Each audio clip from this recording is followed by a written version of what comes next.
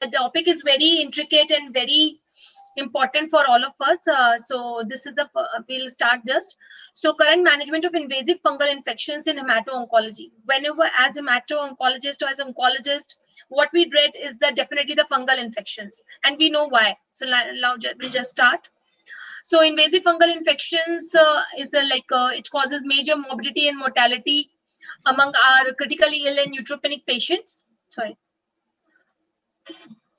So fungal infections broadly categorized in molds and yeast and dimorphic fungi. Mostly we found Candida as the most common organism, but yes, Aspergillus is rising. As a whole, the epidemiology of the fungal infections are changing over the decade. The mortality related with the fungal infections are very high.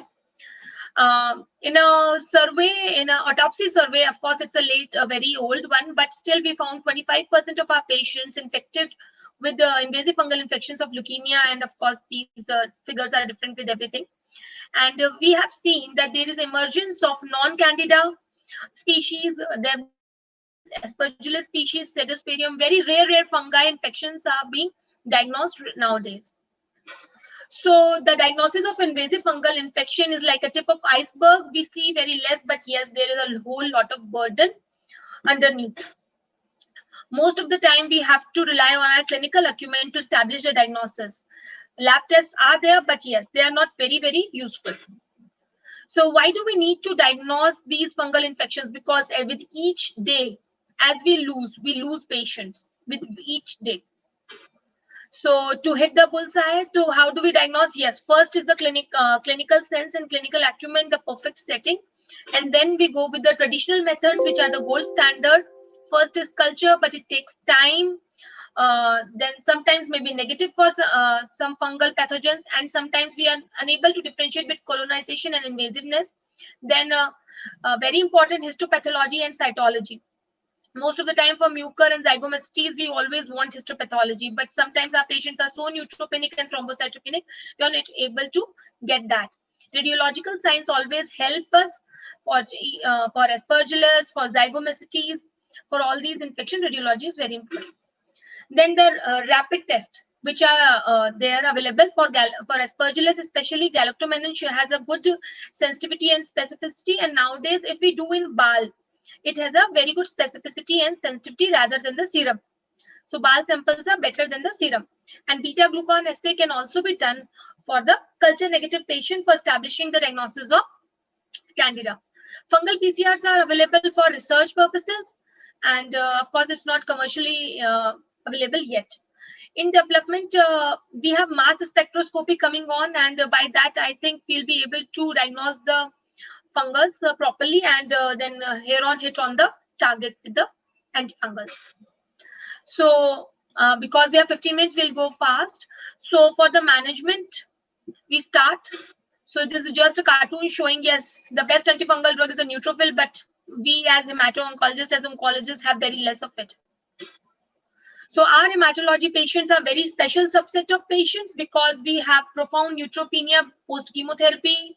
Our regimens include a lot of steroids, which are again immunosuppressive. Our patients undergoing stem cell transplants are on immunosuppressive drugs. Then we use antibiotics, of course, and that may sometimes lead to more of fungal infections. Malignancy itself causes invasive fungal infection and the environment and lectin-1 deficiency. Now, our different diagnosis patients can be divided into 3 subgroups: low risk, intermediate, and high risk. Among intermediate risk and high risk, we have ALL, CLL, NHL, but most important, AML and allogenic stem cell transplant. For these intermediate and high risk patients, the prophylaxis is prescribed. So this is a small flow diagram that says it how to just to prophylaxis prescribe or not. Now, different organizations have asked about different prophylaxis. So we can see that posaconazole, this category 1 recommendation for specifically for posaconazole A1, and then fluconazole does not able to work in this Aspergillus. I will just come to NCCN guidelines. So NCCN in 2020, it says for AML we should consider fluconazole because it's intermediate risk, or amphotericin B products can be used if possible.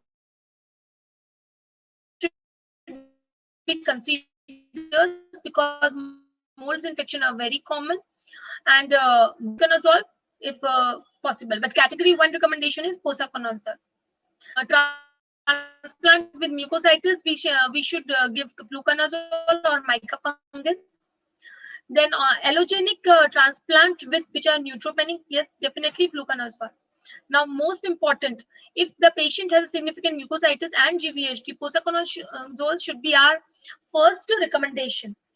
So, we all must have used posaconazole, and then the induction of the AML patients becomes so easy and so smooth. So there is one Cochrane review also, which discusses about whether we should use routinely prophylaxis or selective antifungal administration. So this review, actually, the review does not have any trials related to Voriconazole message that intravenous amphotericin B is found to decrease the mortality in these patients. So this is a very important message that amphotericin B, even if we use, then it decreases the mortality. So if possible, amphotericin B should be included first in the regimen. So these are the different antifungals, antibiogram that we can see against commonly antifungal species. So we can see the blocks which are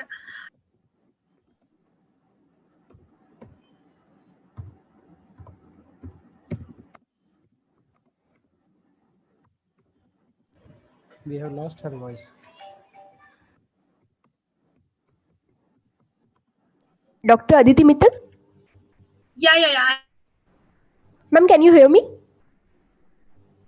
Yes, now you can, but we are losing you intermittently.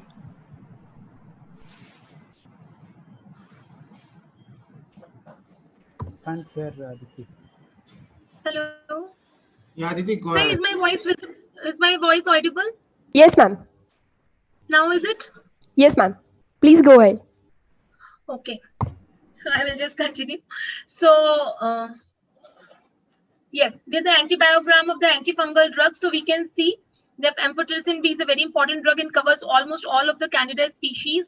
But fluconazole, there are some species which are resistant to it, like Candida glabrata. Then we have itraconazole also, voriconazole. We can see that wholly completely covered by azoles. But yes, amphotericin B is will be very important. Then echinocandins, we have a very good coverage and very less toxicity with these things also. For aspergillus, aspergillus fumigatus, voriconazole will be drug of choice, and of course posaconazole. And almost all these azoles cover are histoplasma blastomyces and coccidiosis. So as we do know for the antibiotics, early empiric therapy for invasive fungal infections is also very important. Antifungal therapy has to be started ASAP as soon as we suspect invasive fungal infection, because each day lost means more lives lost. So although there is a small Cochrane review which shows that there is no decrease in all-cause mortality, I would believe that our patients need antifungal as soon as possible. So we can see the susceptibility patterns of Candida species. This is from 2009, Papas. So we can see the fluconazole, that Candida krusei and Candida glabrata both are resistant to fluconazole, and these are the most commonly used antifungal prophylaxis. And if we go to oral this posaconazole, it's almost sensitive to all the fungus. And then of course candins have all the sensitive strains. So what is the tells us? So ITSA says that we should make echinocandins as a drug of choice for posaconazole and fungal, depending on their side effects. We should go for echinocandins if feasible, if the patient is ready for it. Then we have normal amphotericin B and voriconazole. So why echinocandins are preferred? So they are multi-center randomized double-blind trials which have shown that echinocandins are better in all the patients, in all the outcomes. There was at the end of IV therapy, at the end of all therapy, at the follow-ups also, echinocandins was found to be better. So, and if now about aspergillosis, of course, we all know that our patient neutropenic complaining of cough or fever, we should go for an X-ray, HRCT, and suspect aspergillosis. And as soon as possible, we start with the antifungal drug, and that is voriconazole. So voriconazole is always the drug of choice. Voriconazole is available in IV and oral preparation, of course, and we can use both of them. So alternative options are isavuconazole, which is soon to be coming in our country, and liposomal amphotericin B. Echinocandins are not very good for aspergillosis unless azoles and polyene fungals are contraindicated. So we would like to go for voriconazole. So again, we have trials showing the supremacy of the voriconazole as a drug. So the complete overall response and partial response was very good with voriconazole compared with a conventional drug, and overall survival was similar. For mucormycosis, now mucor has a very mucor is very bad and angio-invasive in nature, and it's always late in diagnosis, sometimes sinusitis, sometimes pneumonia. So liposomal amphotericin B would be the drug of choice for mucor. And alternatives, yes, we have now posaconazole, lipid-based amphotericin B plus minus caspofungin. Hello.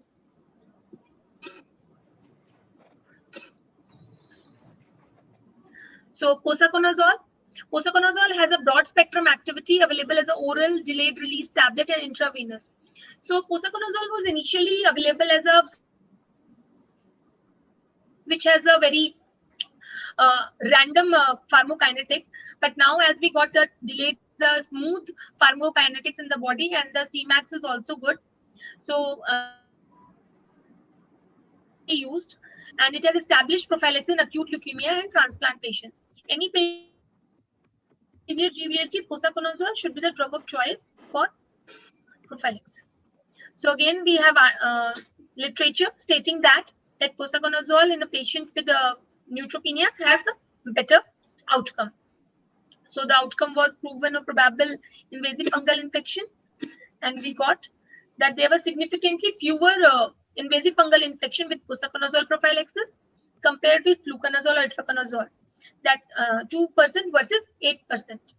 And also less aspergillus infections was found with the posaconazole prophylaxis. Posaconazole prophylaxis tended to have better mortality rate, and also it was less side effects. So only few studies which I will just discuss. Of course, the whole topic would not be covered. In some transplant patients. 1 minute more, Aditi. Yeah. 1 minute more. 1 minute more. Okay, so I will just rush through it. So posaconazole or fluconazole, of course, we have discussed posaconazole in GVHD patients, and it was. So I'll just come to recommendations. So for primary antifungal for GVHD patient and for AML, posaconazole is the first. So new kids on the block is isavuconazole, which would be very effective drug when it will be launched in our country. We all have expectations from it. And one more, echinocandins, rezafungin will also be launched. So maybe in near future. And then we have great armamentarium for the patients. I will just. Whole of the antifungal treatment would not be able to cover because in 15 minutes of time, but yes, whatever.